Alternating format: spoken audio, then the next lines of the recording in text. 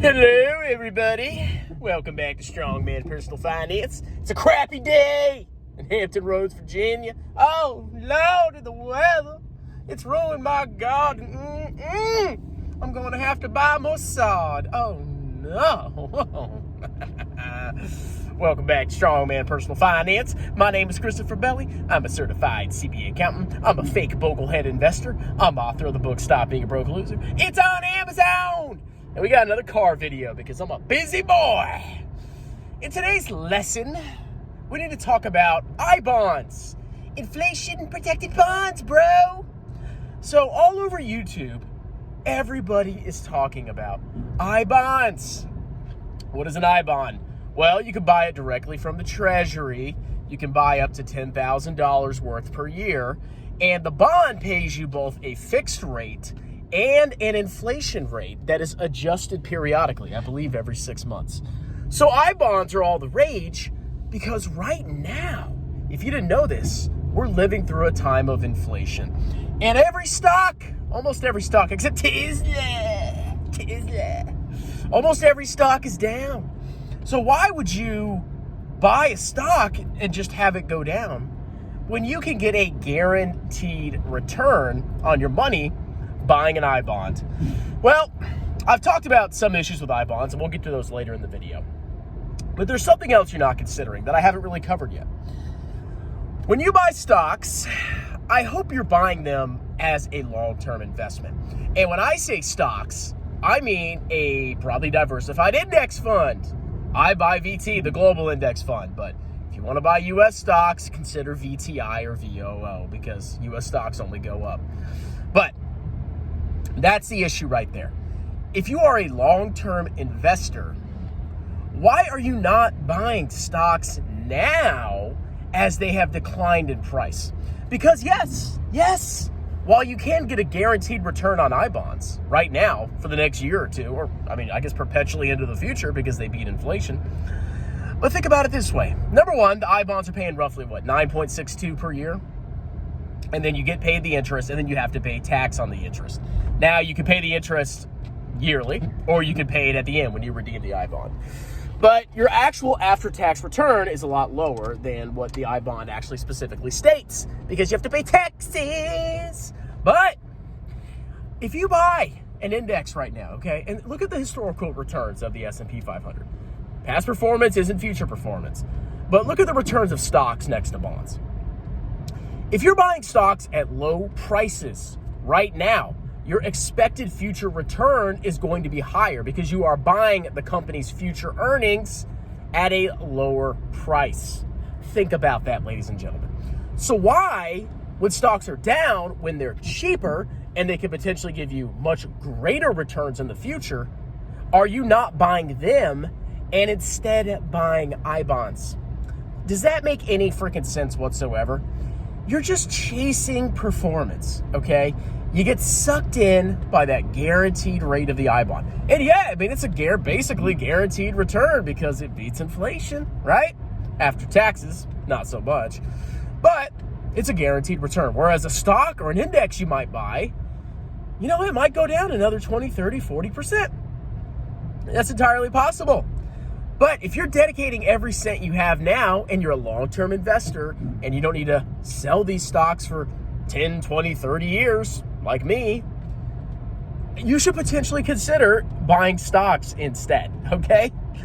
I have not changed my strategy in the slightest. As a matter of fact, I'm continuing to dollar cost average into the total world index. And I love this market destruction. I love it because I'm scooping up the world at cheaper prices. But instead, I could go and buy an I-bond outside of a tax advantage account and, pay interest every year or when I redeem the bond. And then eventually the interest rate will reduce the inflation portion because I don't think we're going to have high inflation forever. And then guess what?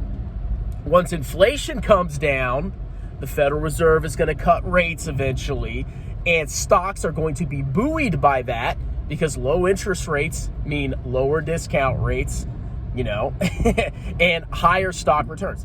Look what happens to stocks every time generally we cut rates. low rates are good for companies in general, okay? And what's going to happen is, as these rates get lowered and the stock market hopefully booms, you're going to be stuck with this I bond that's paying you less and less every year because it's adjusting with inflation. It doesn't make any sense. And what's going to happen is you're going to have your I bond. You'll be like, well, it was paying me 9.62%, and well, now inflation's down. Now it's only paying me 3% per year before tax. Maybe I should sell this because I can get higher returns in stocks. Well, when you sell that bond, now it's too late. Well, it's not too late, but you're buying stocks at much higher prices because they've already been buoyed by cuts in interest rates, okay? And because due to a reduction in inflation. So you can buy whatever you want. I'm not your financial advisor. I'm not your CPA. But you can't, don't ever just flood into something because a bunch of people on YouTube are talking about it. Now, I'm not going to bash I bonds too bad because, it's a government security. It's a government debt, the government debt instrument. It's probably not going to default, and you're probably going to get your interest payment. But when you think about the long term, I personally think you're going to get higher returns investing in a broadly diversified index. Now, I could be entirely wrong, okay? But it's just something to consider. If you follow the herd, you're probably making a mistake. I never follow the herd. I've been dollar cost averaging into VT since I was 22 years old. I'm 33 now, okay? And it's worked out for me. And yes, we've had a raging bull market. But even if the next 10 years is a flat decade, or we see a general decline in stock prices, if you think the world's going to be a better place in 30 years, maybe it won't be. Maybe we'll all be nuked to death. If you think it's going to be a better place, you're probably better off buying stocks, okay? Does that make sense to you people?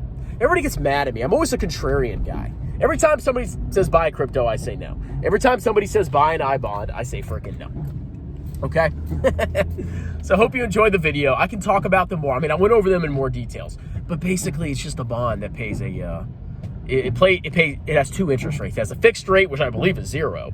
And then you have a inflation rate that changes. So as inflation goes up, the bond pays you more. And as inflation goes down, the bond pays you less. And as the Federal Reserve is raising interest rates right now, they're trying to cool down inflation. So your pretty little I bond that's paying you 9.62% is instead going to pay you a lot less once inflation goes down. And the last thing I'm going to make is the last point I'm going to make, you only have a certain amount of time to max your tax advantage accounts. Every year you can contribute up to, well, now I think it's $20,500 to your 401k if you have one, and $6,000 to your IRA. Now, if you're over 50 and older, you can do a little bit more, but whatever. If you're not maxing those accounts, and instead, let's say you have 10 grand, right? And you could have invested that, through payroll deductions into your 401k. And you didn't do that because you wanted to have the money to buy an I bond outside of a tax advantage account. You can never put that 10K into that 401k again because you can only put it in during that year. You can do it the next year, but that prior year that you missed out at, you can't retroactively go back and be like, oh, I want to make a 401k contribution from to 2018 or whatever because I never made one then. I didn't max out my accounts. It's gone forever, okay? You only have a certain amount of working years to max those accounts. And I really don't think it's a good idea to be, not doing that so you can buy an I bond. But whatever. All right, guys, may do a video later. Cheers.